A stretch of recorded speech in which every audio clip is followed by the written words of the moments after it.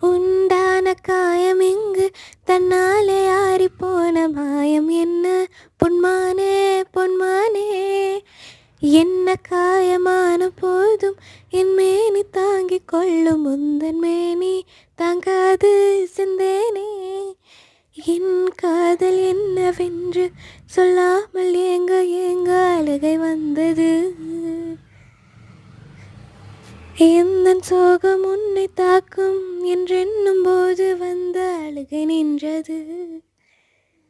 மனிதன் உணர்ந்து கொள்ள இது மனித காதல் அல்ல, அதையும் தாண்டி புனிதமானது. சிவகாமியே தாளாட்டும் சாமியே நாதானே தெரியுமா.